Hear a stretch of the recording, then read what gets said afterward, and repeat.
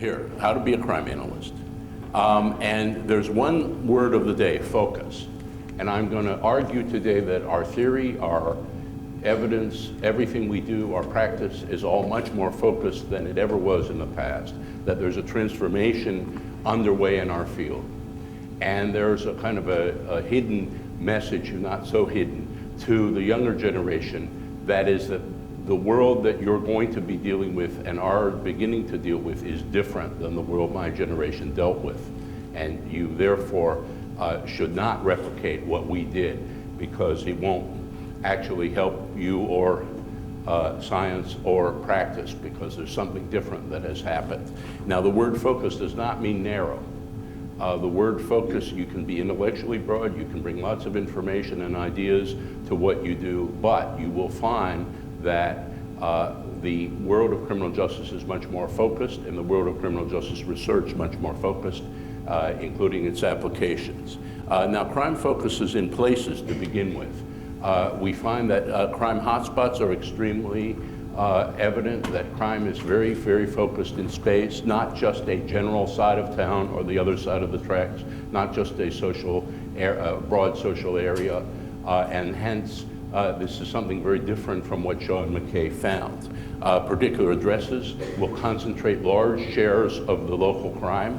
Particular corners, half blocks, dangerous places, particular tough bars, or parts of the high school, special corners and routes, and selected bus stops, where it turns out that only a handful of bus stops account for most of the victimization in certain big cities, this sort of thing. And so we find that actual crime patterns are highly focused, much more than we ever thought before we had the evidence.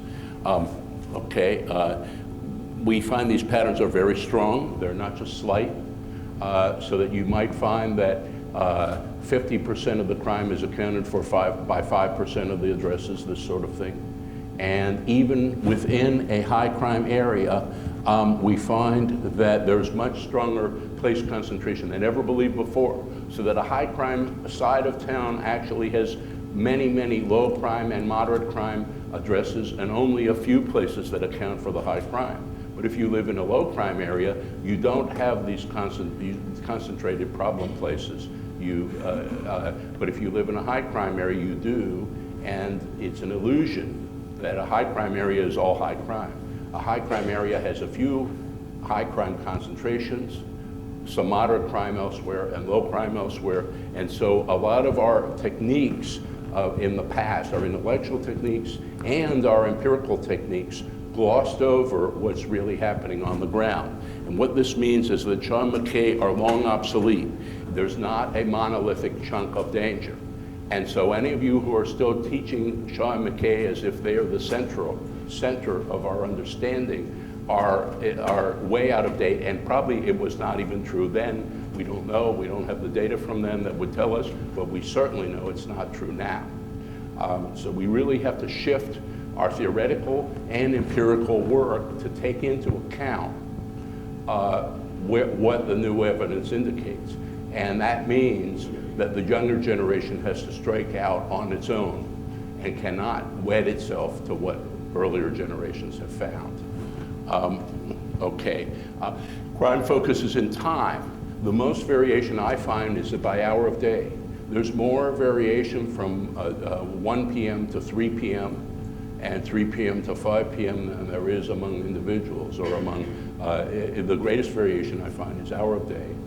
There's also variation, we find that, of course, after school you have a spike in crime, you have the entertainment times, but also we have day of week and payday and weather monthly patterns. And the monthly patterns are actually fairly complicated. I won't go into it now, but it turns out that the colder months tend to have less crime than the warmer months, except there's a counter trend as you progress towards Christmas. And so it turns out that that December is a pretty high crime month and January is a low crime month. So even the monthly patterns are more complicated and require localization. They also require, I won't get into this today, but there are latitude differences within the United States and across the world. So we find that these details are very important, and we begin to reconcile them, and also we have to try to keep our broader intellect so we can put the pieces back together. Okay, now the focus on place and time together. This is something very interesting. You can't just take place and time separately. It turns out that midday, the residential burglary is higher, in other words, the burglary is higher in the residential section midday, 10 a.m. to 2 p.m. But that's not true for commercial burglary, which is low at that time. So that the shifts are not just time or place, they're time and place together. Afternoon near high schools, the crime rates are high. Near high schools and in the routes home from high school. But they'll be low later on, and then you have crime in the evening along routes home from work, then nighttime commercial burglary, early night entertainment districts, late night entertainment districts. Some entertainment districts have their biggest problem late night when a bunch of people start showing up, and maybe the younger crowd, maybe the drunker crowd. And so we find that the hour, the timing and the placing of crime requires detailed information and understanding that, again, puts a challenge on us to keep our intellects intact and to synthesize the information, the bits of information, so we don't lose track of what the principles are. Okay, now this is from a dissertation by Chris Herman, just finished at John Jay School, and he's a professor at I think in Long Island. And I didn't put the labels on this because I want him to have credit for his work, and I don't want to take credit away. But the basic thing is this, that the hotspots for crime are very different in the afternoon and the evening. In this case, he's looking at robbery, and the robberies are basically between a certain high school, this is in the Bronx, a certain high school and a certain subway station. And in the evening, it's a different hotspot. So he's got the hotspots at different times, and they're very different. And it turns out that there's a process, an underlying process. It's a routine activity process. But in order to understand the process, you have to look at details. And these are details that were not in the past possible to follow, but now there are data that make it possible to understand these things, and to then, of course, the balance, the pressure on us is to synthesize the bits of information. Specific crime focus. We now know that there are many types of auto theft that not only does it make no sense to divide crime into 2 or 3 categories like violent, nonviolent, and basically illegal sales, but we find that each of these needs to be subdivided and subdivided and subdivided because there are very different things going on. Joyriding, there's at least 7 types of auto theft. Joyriding, transport, steal a car for another felony, steal it to ship abroad, steal it for one part or 1 or 2 parts, steal it to strip the whole car, insurance fraud, and there are more. And it turns out they have different patterns. Different cars are stolen from different places by different offenders. There's overlap, but it turns out they're different patterns. They map differently. I have a couple students working on the indication that one side of I-35, the cars that are stolen end up heading towards Mexico, and on the other side, they end up heading towards Austin. And I'm going to show you a few maps of this, but not for Texas, but I'm going to show you some maps that someone else did. And so we see that the details we have to look at are much greater, and we find things that are very different and very different patterns than we used to realize were there. Okay, big categories tend to fail. Barroom violence is different from stadium violence. Even within the bar, and there's variation night to night. I'm working with some people in Montreal who have studied a student bar, Steve Jeffrion and Remy Boivin, and one of them worked in a bar for a year, and they got the bar to fill out, it's a big student bar, they got them to fill out paper every time an incident happened, and classify and the location of the incidents, and it turns out there are great variations by hour, by day of week, by where the problems are and the problems shift. And we find more and more micro evidence, where micro maps that are done by hand tell you more than the computerized maps sometimes, where it turns out that social problems and crime problems are very specific, and we have to try to tease things out. There are many types of cybercrime, and there are several people now working on the routine activity aspects of cybercrime. People in different parts of the world, most of whom I don't know, but some of whom I've met or have been in internet contact. And what I found is that I couldn't do it. It has to be someone who really knows about this. And you have a grad student here who's beginning to work on this. And I think this is an example where the details require that people really learn a crime topic, where the idea of just studying crime in a very general way without learning specific topics is long gone. There are many types of white-collar crime, and I have a chapter on this that tries to organize that. There are many types of organized crime, and we're beginning now to get much more data about organized crime, where we're understanding the different mechanisms that should not be lumped together. That doesn't mean there aren't general principles, but the specific applications end up rounding out our knowledge much, much more. There are specific flows from one crime to another. Now, I talk about multipliers. If I steal some money, if I break in your house and steal some money and then I spend it legally, that's one crime. If I spend it illegally, that's two. If I steal some jewelry from your house, sell it to someone who knows it's stolen, so they buy it. The second crime is selling stolen goods. The third crime is buying stolen goods. And the fourth crime is reselling stolen goods. That's four. That's a multiplier of four. And the bad news is every crime may set in motion 3 or 4 or 5 or 6 or 7 others. The good news is every crime may stop 6 or 7. And so as we understand the multipliers and the specifics of how crimes are multiplied, we might actually begin to reduce crime much more. This may also tell us why sometimes the swings are large, because sometimes you get prevention of a crime that also stops the subsequent crimes. It has a multiplier effect. And I would argue that this is a better way of putting broken windows, that there are different multipliers, and some minor crimes have multipliers, some minor crimes don't. And as we get more specific, we'll begin to understand which minor crimes have multipliers, big multipliers, and hence which minor crimes to focus on and which ones to let go. An example of that, in the New York subway, they discovered that the graffiti offenders created a lot of problem with a lot of graffiti, but they didn't seem to create other problems beyond the destroying the looks of the system. Whereas the people who did the turnstile jumping tended also to commit robberies while in the system. And so when they cut back on turnstile jumping, they were able to cut back on a violent crime. But the graffiti only had an important effect, reducing the graffiti, but it was not a violent effect. Okay. Now, focused motive. We know much, much more. Remember, I keep talking about focus. Generalized motivation is what the field has studied for many years. And it's probably, maybe there is no generalized motivation. But if there is, it won't give us much help, because all peoples have some generalized motive to do something wrong. The specific motives are much more interesting in a way.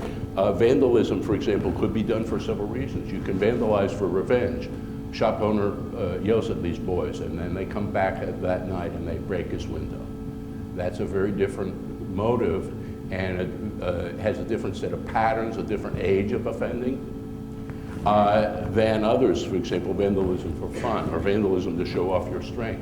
A lot of people can't understand why someone would have broke into my store or was out in the park and broke the park bench. Why did they do that? Well, when you're 12, 13 years old, you want to show how strong you are, and you just did. You broke that. Knocks them over, and they don't realize necessarily the damage they do is worth much more, but they don't get any of that money. So an adult forgets what it was like to be 12 or 13 or 14 and doesn't understand that kind of crime. Well, when you start to look at the variations in crime, you begin to comprehend better the different motives and why crimes will occur in one place that maybe don't occur in another, even though it's coded the same officially. Vandalism for insurance fraud occurs. So we get all these different motives. We also need to focus on variations in individuals. The same kid can be good when near parents and bad with peers later. The same kid can be good at school, bad after school, on the same day. You can be good in one situation, bad in another, good sober and bad drunk. I've known people who were much nicer drunk than sober. So these variations affect human behavior, and the notion that you're just going to peg one personality and for the next 10 years someone's going to behave one way, not only is that not dependable, you can't even be sure they'll behave the same way for the next 10 hours. So as we look at these situational things, we get more of the texture of crime, and we get a better chance to get a scientific finding. Smoothing out the individual to fit the model you learned in graduate school is really an evasion of reality. So I try to get people to forget your graduate education and move on. Use it, but move on too. Use it as a baseline, but go and get some more evidence and use it as a start, but not as an ending point. A lot of people stop learning the moment they leave graduate school. I hope that the students here aren't in that group. Focus in theory. We focus more on the crime event theoretically now, some of us do, and we focus on crime and not criminality, some of us. The routine activity approach fits this, the lifestyle theory fits this, crime pattern analysis fits this. Okay, and I'm going to discuss some more later on some of the theoretical issues. Now this is from Paul and Pat Brantingham. This is the offender's awareness space. This is something that helps us to focus on how offenders think and how they act. Because if this is if I'm a young guy and out there maybe getting into a certain amount of trouble, this is my home, this is where I shop, this is somewhere else where maybe entertainment, work or school, and these are the routes between. And it turns out that most offenders are like most other human beings, have an awareness space. And people mainly commit crimes in or near their awareness space. They may go off a little bit, but not far. So if there are crime targets over here, they won't go. They don't know that. If they're over here, they won't go. But if they're along the way, they may find those targets. Same with victimization, same kinds of patterns. And so as we are able to better focus on not only individual awareness space, but also the general routes that people travel where they're subject to risk of offending and risk of victimization, we better understand, we get a much better focus, and we get much better results. Okay, generalized displacement is something that is not working, and it's something that's very, very interesting and extremely important. In the past, it was thought that crime prevented here was simply displaced there. Now, if that's true, then there's no point in preventing crime here because it's a general social fact. So that means that policing a particular corner is worthless because it'll just go somewhere else. That implied that situational prevention was worthless. It would just drive crime off of your block and onto another. I went to when I lived in California, I lived in Culver City. I went to a neighborhood watch. I swore beforehand I would keep my mouth shut the whole time, and did. I said nothing about crime or that I know anything about crime. I'm just going to listen. And I bit my lip and listened, and the officer came and he said the whole purpose of this meeting is to make sure that the bad guys stay off of this block and go on to the next block. Now, I had to really bite my lip because for one thing, what the hell are you doing here telling us this stuff? Is that you're helping the community? And for another thing, it's bad theory, and it's not what we now know. We know that crime prevented here does not normally go there, maybe some of it, but most of it doesn't. And we even know more than that. We know there's a diffusion of benefits where there's a lot of evidence that if you reduce crime here, it also helps reduce crime nearby. And as the evidence comes up, we find that yes, effective policing is worthwhile. Yes, situational prevention is worthwhile. And yes, managing your university or your facility well is worthwhile, not just for you, but also for your neighbors. And as we discover this, it completely changes our calculus. We no longer need to say there has to be a grand change in society for crime to go up or down. We now can say, I don't have to wait for the millennium, I can do something now. So it completely changed our calculation. Now we have evidence on the displacement. I ask you to look for the work. I'll give you a reference to popcenter.org. You'll see all of this available free, online, very easy access. You can search it at popcenter.org. And you'll see about auto theft locks in Germany, where crime was brought down without displacement, other vehicle thefts. And Ron Clark's work is very important. Gas suicide in Britain, where when the natural gas was replacing the toxic coal gas, more toxic coal gas, the suicide rate went down without displacement to other methods of suicide. We find the same in the US with the de-leading of gasoline, petrol. I called it petrol for the US and gas for Britain. I just thought I'd switch it there. But it turns out that with the de-leading of natural gas, it's harder to kill yourself by the way people used to do it. When I was a boy, there'd be some young couple who didn't want their parents to know something, and they became suicidal together. They'd turn on the ignition, close the garage door, and kill themselves. Well, now that doesn't work very well. It's still toxic, but there's time to change your mind. There's time to be discovered, and basically the suicide rates have gone down because it turns out it's not displaced, most of it. And by the way, before I go on, I just want to tell you, people in San Francisco will not jump off the Bay Bridge. They just won't do it. So if you control the access, you put a rail on the Golden Gate, you cut down on suicide because it's not displaced. People don't want to jump off the Bay Bridge. Okay, alligating in London, many other examples. David Weisberg's work on crackdowns. If police crackdowns are done well, it will reduce crime and not be displaced. You can do a bad crackdown. You can misplan and mismanage a crackdown.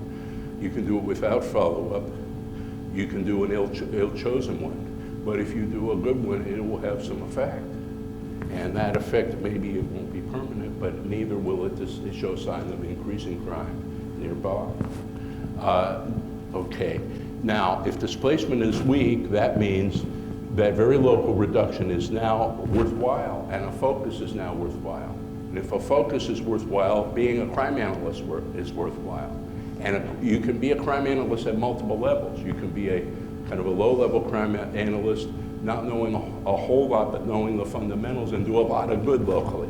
You can be a very advanced crime analyst, like, and I would call myself a crime analyst. I think I'm advanced. But you can discover broader things that are more generally useful. But whatever level you choose, you can be effective.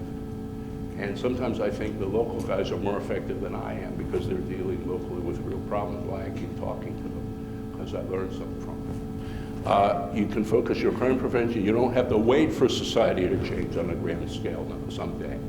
And by the way, that's kind of an evasion, because that means whatever your walk in life, including professor or police officer, you're just evading any responsibility because somebody somehow has to change all of society. Okay, focus in policing. We now have much more focus on, we have things like problem-oriented policing. Now, don't get me wrong, I know that most policing is still what it's been, and it doesn't change as much as a lot of people claim.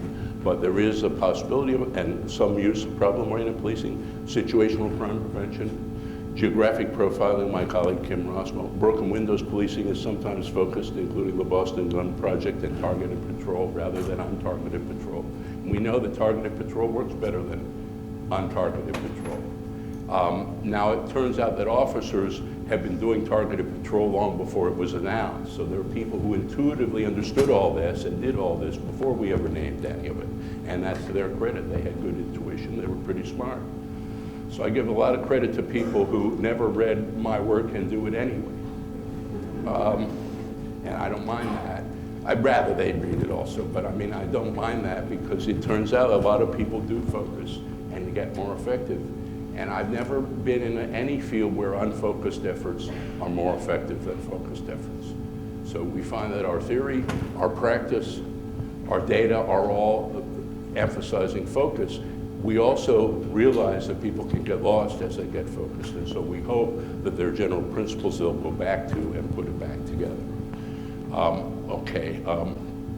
Focus in reducing specific crime opportunities. You don't have to change the whole structure of society or the family. You don't need massive changes in offender dispositions, and you also realize you can't police everywhere at every time. One time I calculated the number in Los Angeles, the number of different addresses, the number of hours in a year, and I figured what proportion, I estimated what proportion of time a police car will be able to see your house. And it's less than 1/100th of 1%, it's very tiny. Your chances of the police being there when you need them exactly and they're gonna police you, they're gonna protect you on the spot is nil, and they know this. And so we find that we have to have a focus in efforts in order to be effective. The driving around in circles isn't going to do it. Now, popcenter.org, and I urge people not just to go visit it, but to study it, to live with it, to use it, because it's got the source of all kinds of dissertations, research projects, references. It's got pamphlets on very specific crimes, how they're done, where they're done, when they're done, modus operandi, prevention techniques. And it's got general theory. It's got all of it. And start here with crime analysis first in 60 small steps, Clark and Ack. And how many people here have seen that? Everyone in a criminal justice program should have seen this, and every police officer, every practitioner. This is essential, and this website is essential. And again, this is for the future generation. Anyone over 30 need not listen. Okay. Now, let's look at the research history and a data focus. 3 centuries of data. I do it as a clock. These are centuries here. We start 19th century in Provence. I think I misspelled, but it's Provence. So I didn't misspell it. It's English. The French and Belgian work, Quetelet and others, and the Durkheimian. That was a little later, actually. If you look at the Durkheimian work, but also Quetelet, the early work on crime data were provincial, and the theories were provincial too. They were grand theories like anomie. Within cities, Shaw and McKay, early 20th century, and they were big social areas in cities. 88 social areas for all of Chicago. And that's millions of people. So those are actually big social areas for what we see today. Then census tract, then individual surveys and victim surveys and so on. And very recent, we've got specific hour map location in detail with the ability to deal with it. I would argue that the data makes the theory, not the other way around. Exactly the opposite of the way it's supposed to be. When there was provincial data, Durkheim, anomie theory. When there was within city data, social disorganization. So this whole neighborhood with several 100,000 people has one level, one social fact. Everybody must be the same over there. Individual data, where you have survey data, basically you're coding individuals as if they're consistent. If one of the interesting points is that prediction of individuals is one of the weakest fields. We've not gotten any better in 65 years of study trying to predict individual behavior. There's some prediction there, but we don't seem to get any better. However, we predict backwards better. In other words, afterwards, we've got better data now to show that if you're in trouble at 35, you were probably in trouble doing something in trouble when you were 13. But it doesn't work forwards, because too many people do things they shouldn't do at 13 and get over it. And we don't know which ones. So prediction doesn't seem to get better. It's not zero. You're better with prediction than non-prediction, and then no effort at prediction. But it turns out, as every judge knows, as every parole officer, you don't really know what people are going to do. And you may have a little idea, but it's very hard to make progress with this. And as time goes on, we get the victim surveys brought in the crime event. And then now we have specific time and place for a lot of events, and we're better able to zero in on risk factors. Okay. By the way, I don't like, actually, I made a mistake saying risk factor. I don't like the word risk factor in one sense, that risk factor doesn't actually say causation. All you need is a correlation with no reason, and you can say it's a risk factor. But if you want a reason and you want something to do about it, you have to do better than a risk factor. You have to be able to trace causally how something happens. Okay, now, vast data allows for focused subsets. The Brantinghams in Vancouver are doing something really quite fantastic they have done. They've gotten together with the Royal Canadian Mounted Police, which polices half of the population of British Columbia, the province. And there's only one criminal code in Canada. We have 52, I guess. 50 states, District of Columbia, and the federal, they've got one. The Mounties protocols for collecting and organizing data are largely influenced by Simon Fraser University, by the Brantinghams. They work together with them, and the other police departments in the province that are not handled. They do urban police in the Mounties, but the one where they don't, like Vancouver City, they use the same protocols. And so they now, and the data now are within a secure building on the college campus. And their grad students, if they don't pass a security clearance, lose their jobs, lose their financial aid. So the security clearance is central for their grad students. They're more nervous about that than admission. Okay, so they have to find a way to say, yes, I smoked some of that stuff, but no, I didn't do it too often or something like that. And they'll still get a security clearance if they pass the lie detector tests and so forth, that don't have major arrests. But okay, they have, the work I did with them, I'm not allowed into the data. I don't have Canadian security clearance. I don't have security clearance. So they do the data analysis. 9 million cases they start with. By the time we get specific data, we're able to get what we really want, not throwing everything in, but get what really is relevant to the theoretical idea. And we're able to break down by single years of age. So we get very specific patterns that were not available before because of the large amounts of data, the detail in the data, and the fact we can subset using theory and using ideas rather than throw everything in because we don't have enough cases. A lot of the times we make our data decisions because of opportunities. We don't have enough cases, so we throw them all in. You see studies where 12 years old through 17 years old are treated as identical. There are no changes between 12 and 17. Now you scratch your head and say, how did anybody ever get to that conclusion and live on this earth? But the data, if you have too few data, you have to throw a bunch of ages together. Well, we don't have the next generation doesn't have to do that anymore. They've got things that my generation didn't have. When I was 30, when I was even 40 or 50. So, okay, now this is the median. Oh, I did put this in. I thought I didn't have this. I brought this. Okay, these are medians. These are single years of age, and this is the distance to violent crime. Travel, in other words, the distance from offender's home to the site of a violent offense. And this goes up sharply to age 20 and declines sharply after age 20. Now, how many of you have ever seen a social science chart with a sharp cusp like this that works? Ever seen that? Never seen it. You see it in the physical sciences, you don't see it in the social sciences. Well, there it is. Large, very large data set. And there are lots and lots of cases in most of these ages, except when you get out here, you start running out of cases at single year of age, and that's when it starts to fall apart a little bit. But you see why there's a new age now in data, and a new age in how we have to think about data and how we have to use it. And I hope some people here are in the new age.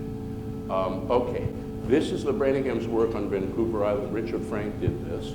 And I had nothing to do with this, so I took his chart off the Eicher's website, and I recommend you look at some of their work. This is Vancouver Island. That's the bigger city, Nanaimo. Vancouver's up here. And it turns out that offenders from this side head this way. Offenders from this side, you know, if you look at their address of their, well, here's an example of what generates this. If you look at where a car is stolen and where it's recovered, you find that it goes towards the city, and there's a certain spot here where most of the offenders go here to commit. Either the car is stolen, go this way, but on this side they go that way. And as far as the individuals, let's say I live over here, I'm more likely to go to this town and get in trouble. But if I live over here, I go to that town and get in trouble. And it turns out we're able now to map in space things that were not possible in the past. It also turns out that offender directionality within the Vancouver metropolitan area is quite evident. Offenders, they're 360 degrees in a circle, right? Offenders go within 30 degrees about half the time. In other words, they go that way, maybe a little that way. They don't go that way. Okay? And that's an interesting thing, because it turns out that these are ecological patterns we were not able to find before, and now we know that the awareness space and the entertainment district and this sort of thing, the shopping district, all this affects where people go for their crimes. They may discover crime opportunities on the way, they may not get all the way there, but the point is there's a pattern, there's a spatial pattern that's pretty specific. You also have a little problem. If you live in an area where lots of people are coming in, your first problem is a lot of them will commit the crime there. Will commit their crime there and go home, and you'll get credit for their crime even though they're not in your census tract. And the other thing is and this is my add-on, and I can't prove this, but I'm sure I'm right anyway. The outsiders make the insiders possible. If I'm a dubious local kid in an area that nobody else goes to and I do something, I'll be suspect. If there are lots of people coming in and I break the rules, I can blame it on the outside. They'll think it's the outsiders. Most people think crime is done by outsiders, except in areas where there are no outsiders. Turns out local crime is typically done by insiders, the local boys, but if there are outsiders doing crimes too and coming in, it's easy to blame it on the outsiders. So it enables the local guys if they're outsiders. If you're in a neighborhood that no one can find, chances are not only will outsiders not bother you, but the insiders have to behave better. Okay? And I have a lot of circumstantial evidence, but I can't really prove this. So if anyone here can figure out a way to prove it, I'm sure it'll work. And I have to tell you, a lot of these intuitions I prove right, but it is until 30 years later that someone finally figures out how to prove it. And I say, I've been telling people that. And this is called the old fogey syndrome. Okay, okay, Robert Merton, your day has come. Robert Merton advocated theories of the middle range, sociologist of science. He studied science. He learned that the sciences that make the most progress do not use grand theories. They use middle range theories. They use theories that don't try to cover everything. And they don't start with a grand theory. They start with a manageable theory that's not that far from the data. That theory may broaden over time, and they may begin to grow together. But if you start with a grand theory, you're probably not going to get anywhere. You'll just distract yourself. And he argued that sociology was ruining itself by using grand theories, and the same thing would apply to criminal justice. Now, it happened, unfortunately, that when he came up with a criminological theory, he didn't do that good a job, because it turns out that it doesn't fit that well. But he didn't know the field, really. He was speculating, and speculation is all right. But his general dictum is still correct. Okay, routine activity approach is really a middle range theory. It does not try to explain why people are bad, all bad things, all social structure. It doesn't assume that everyone's equally bad. It allows variation, but it doesn't investigate it or try to explain it. It doesn't seek to integrate criminology into sociology or all the social sciences. It doesn't seek to do all those things. It sets a more modest goal, I won't say an immodest one, but a more modest one. And therefore it has a chance, much better chance because it's middle range. And that's why, by the way, it usually ends up working better if people, go and measure accordingly. Okay, now, how many of you have seen this, the triangle? There's more on that at popcenter.org and elsewhere. It's widely used, but I didn't actually come up with the triangle. John Eck did. 2/3 of these were sort of mine, but he came up with the place manager, and that really rounds it out, and then he put it together in a very nice way. And basically, if I'm an offender, let's say I'm a guy, I got to get away from my handler, maybe mom. Got to get away from mom first. Then I got to find a place with no manager watching very carefully. And then I got to find a target there with no guardian watching the target. And if I can do that, I can commit a crime. If any of the others interfere, I probably won't do a crime. It may be possible, but it's harder. Okay, and that sums a lot of information. So I start out with 3 elements: offender, target, guardian. Over time, I broadened to include the handler. Then I added I separate. Let's see. Then I talked about settings and places, but he elaborated that with the place manager. And where it's very important is when you talk about drug sales and illegal sales, place managers are very important because they interfere with illicit sales. And he's proved this empirically. The apartment buildings with apartment managers and supervisors and supers nearby or in the building tend to have less drug sales. The drug sales are in the smaller apartment buildings with no super. Okay, further theoretical focus, middle range theories. We're developing middle range theories that are even closer to particular sectors and problems: transport crime, job-related, night economy crime, crime at university and schools, cyber crime, and white-collar crime, which I call crimes of specialized access, and organized crime, which I call prolonged crime. I think that it's a misnomer to use white-collar crime, and it's a misnomer to use organized crime. It's really prolonging how you prolong your criminal involvement, and how you cooperate with others to help prolong it. So theory today and for the future depends on big data files, involves big data files with more detail, filtering out irrelevant cases and focusing. Better computers and mapping software. Study subsets with enough cases. So you focus series data and the link between the two. Now let's talk about some specific things. If you've got focused dependent variables and focused independent variables and a way to match the two, you get better results.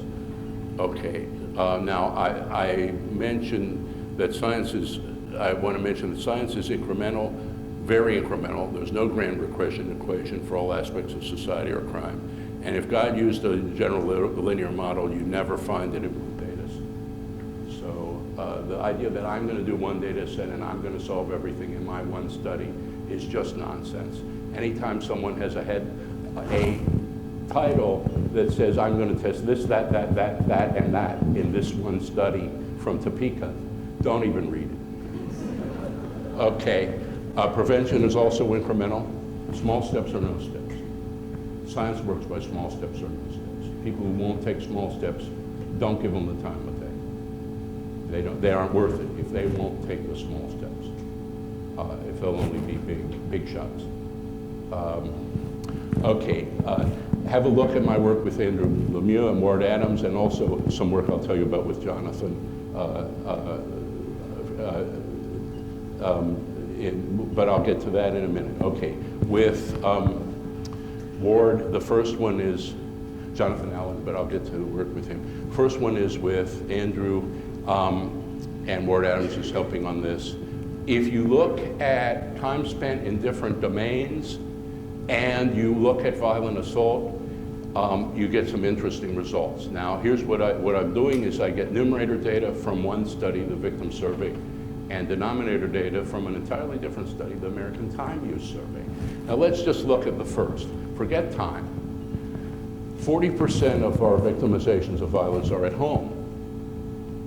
okay? 5% are at school. Now you divide by the amount of time the population spends in person hours in these settings. Most people aren't going to school and aren't in high school, most of the population. But those that are, and given the time they spend, that's very, very risky. 68 victimizations per 10 million person hours spent. If you consider leisure, that's 3 times higher when you take time into account. You don't spend most of the day in leisure. But the time you do spend in leisure is your greatest risk. And as we get specific leisure, it's even more, you get even more specified. I keep saying focus. Work,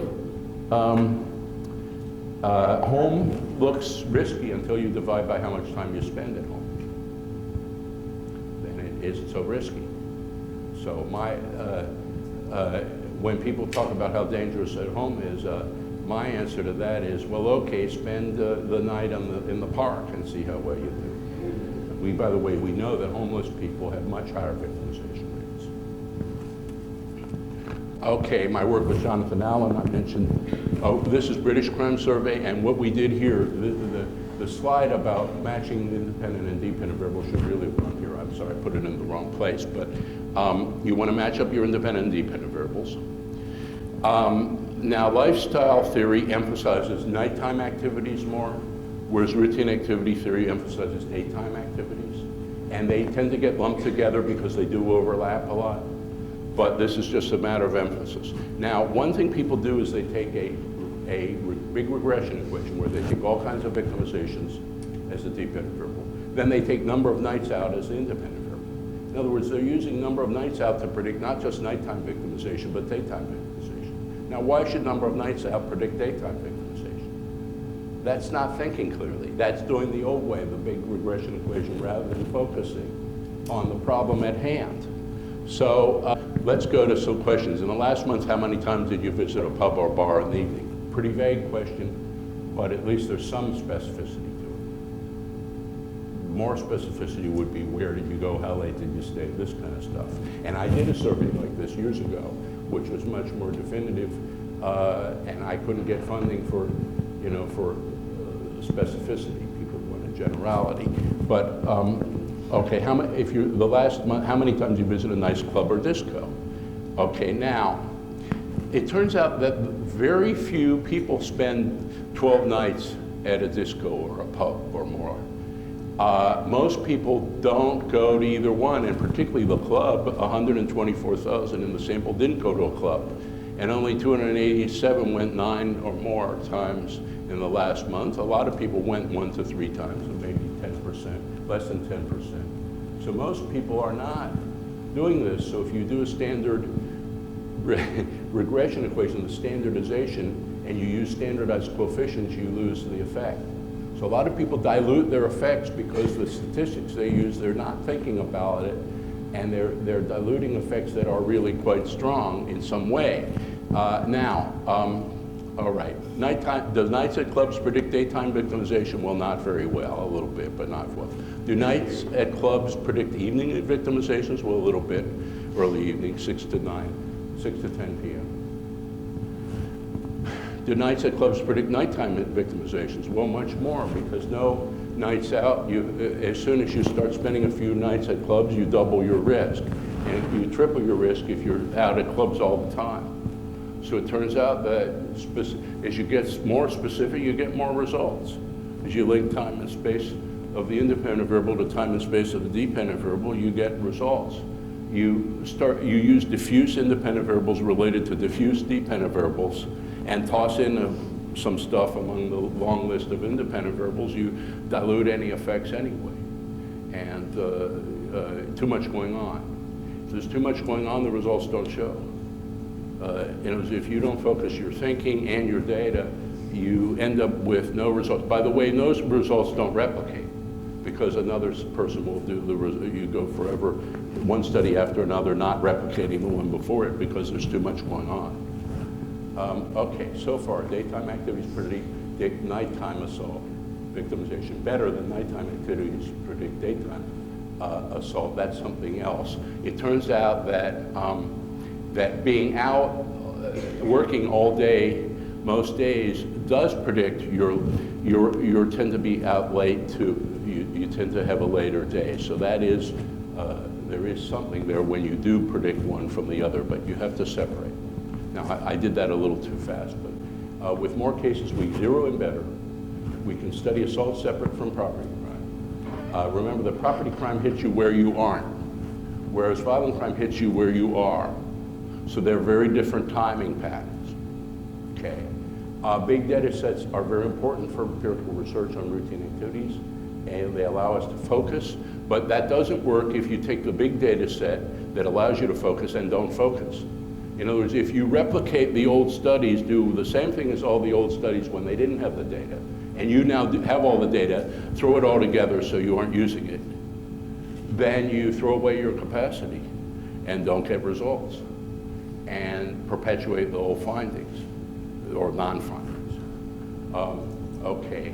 The crime analyst can sort out specific crime risks, map the information, show how crime concentrates, make recommendations about enforcement and situation prevention, and help reduce crime by applying cogent theory. But more than that, they can help make the theory more cogent, because I find I'm getting better and better theory as I talk to people. I'm making the theory work better because I'm listening and learning from people who have real data and real problems.